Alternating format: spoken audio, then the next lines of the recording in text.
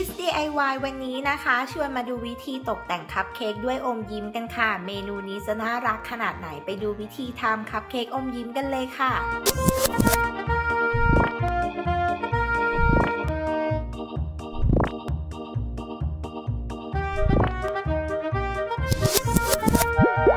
เราจะเริ่มที่นำวิปปิ้งครีมนะคะมาบีบลงบนคัพเค้ก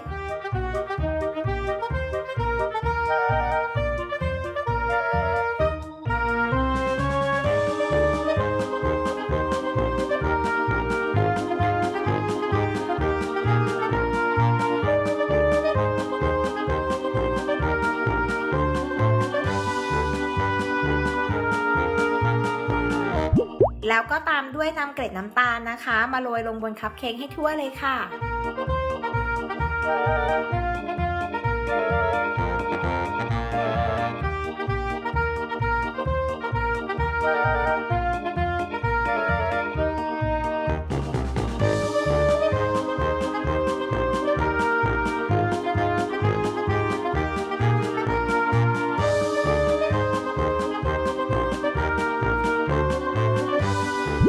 เสร็จแล้วนะคะก็ตกแต่งด้วยอมยิ้มนะคะนำมาปักลงบนคัพเค้กค่ะ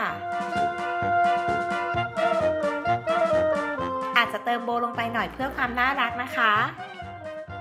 หรือน้องๆชอบแบบไหนก็ตกแต่งตามชอบได้เลย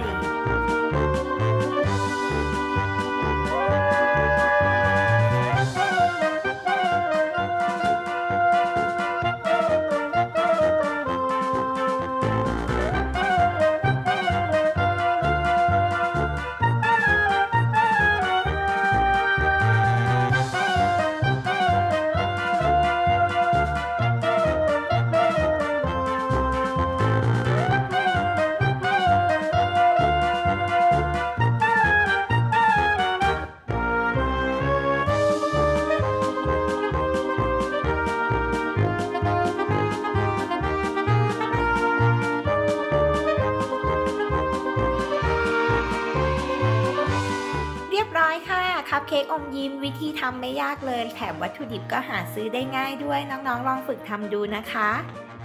สนุกกับไอเดียในการทำอาหารไปกับ Kids DIY กด Subscribe Kids Kitchen เอาไว้แล้วก็อย่าลืมกดกระดิ่งด้วยนะคะ